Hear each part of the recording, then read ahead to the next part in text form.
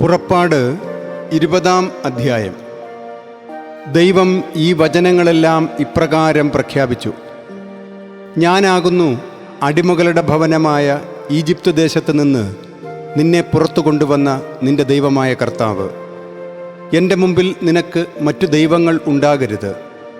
മുകളിൽ ആകാശങ്ങളിലോ താഴെ ഭൂമിയിലോ ഭൂമിക്ക് താഴെ ജലത്തിലോ ഉള്ളവയുടെ വിഗ്രഹമോ ഏതെങ്കിലും സ്വരൂപമോ നീ നിനക്കായി ഉണ്ടാക്കരുത്. അവയ്ക്ക് നീ ആരാധനയർപ്പിക്കരുത്, അവയെ സേവിക്കുകയുമരുത്.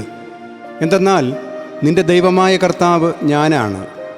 എന്നെ വെറുക്കുന്നവരെ സംബന്ധിച്ച് പിതാക്കന്മാരുടെ കുറ്റം മക്കളുടെ മേലും 3-ാം തലമുറ മേലും 4-ാം തലമുറ മേലും ചുമത്തുന്ന തീക്ഷ്ണമതിയായ ദൈവം, എന്നാൽ എന്നെ സ്നേഹിക്കുന്നവരോടും എൻ്റെ കൽപ്പനകൾ പാലിക്കുന്നവരോടും 1000 തലമുറകളിലേക്ക് കാരുണ്യം പ്രവർത്തിക്കുകയും ചെയ്യുന്നവനാണ്.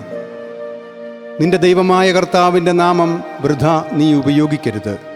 എന്തെന്നാൽ തൻ്റെ നാമം വൃഥാ ഉപയോഗിക്കുന്നവനെ കർത്താവ് കുറ്റവിമുക്തനാക്കുകയില്ല.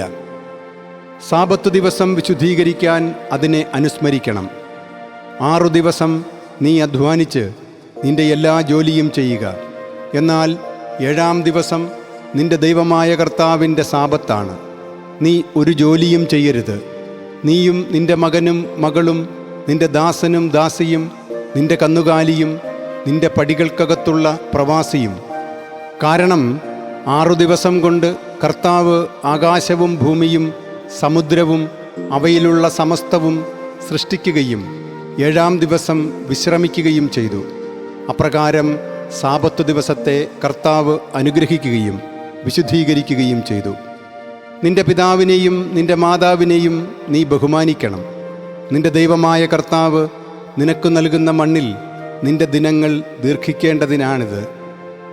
കൊല്ലരുത്, വ്യഭിചരിക്കരുത്, മോഷ്ടിക്കരുത്, അയൽക്കാരനെതിരെ വ്യാജസാക്ഷ്യം പറയരുത്, നിന്റെ അയൽക്കാരൻ്റെ ഭവനം മോഹിക്കരുത്, നിന്റെ അയൽക്കാരൻ്റെ ഭാര്യയെയോ ദാസനെയോ ദാസിയെയോ അവൻ്റെ കാളയെയോ കഴുതയെയോ അവനുള്ള എന്തെങ്കിലുമോ മോഹിക്കരുത്.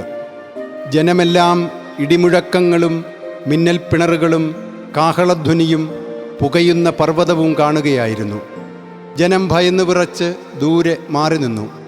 അവർ മോശയോട് പറഞ്ഞു: നീ തന്നെ ഞങ്ങളോട് സംസാരിക്കുക, ഞങ്ങൾ കേൾക്കട്ടെ. ഞങ്ങൾ മരിക്കാതിരിക്കാൻ ദൈവം ഞങ്ങളോട് സംസാരിക്കാതിരിക്കട്ടെ. മോശ ജനത്തോട് പറഞ്ഞു: ഭയപ്പെടേണ്ട, കാരണം ദൈവം വന്നിരിക്കുന്നത് നിങ്ങളെ പരീക്ഷിക്കുന്നതിനും നിങ്ങൾ പാപം ചെയ്യാതിരിക്കത്തക്ക വിധം നിങ്ങളുടെ മുമ്പിൽ അവിടുത്തെ ഭയം ഉണ്ടാകേണ്ടതിനുമാണ്. ജനം ദൂരെ മാറി നിന്നു. എന്നാൽ ദൈവം സന്നിഹിതനായിരുന്ന മേഘത്തെ മോശ സമീപിച്ചു. അപ്പോൾ കർത്താവ് മോശയോട് കൽപ്പിച്ചു: ഇസ്രായേല്യരോട് നീ ഇങ്ങനെ പറയുക: ആകാശത്തിൽ നിന്ന് ഞാൻ നിങ്ങളോട് സംസാരിച്ചത് നിങ്ങൾ തന്നെ കണ്ടതാണല്ലോ. എനിക്കൊപ്പം നിങ്ങൾ വെള്ളി കൊണ്ടുള്ള ദേവന്മാരെ ഉണ്ടാക്കരുത്, സ്വർണം കൊണ്ടുള്ള ദേവന്മാരെയും നിങ്ങൾക്കായി ഉണ്ടാക്കരുത്. നീ എനിക്കായി മൺബലിപീഠം പണിയണം. അതിന്മേൽ നിന്റെ ഹോമയാഗങ്ങളായും സമാധാനയാഗങ്ങളായും നിന്റെ ആടിനെയും കന്നുകാലിയെയും അർപ്പിക്കുക. എൻ്റെ നാമം അനുസ്മരിക്കാൻ ഞാൻ ഇടയാക്കുന്ന സ്ഥലത്തെല്ലാം നിന്റെ അടുക്കൽ വരികയും നിന്നെ അനുഗ്രഹിക്കുകയും ചെയ്യും.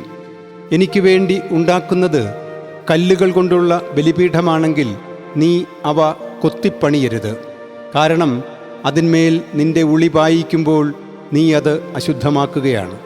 എൻ്റെ ബലിപീഠത്തിന്മേൽ നിന്റെ നഗ്നത വെളിപ്പെടാതിരിക്കാൻ വേണ്ടി നീ അതിന്മേൽ പടികളിലൂടെ കയറരുത്.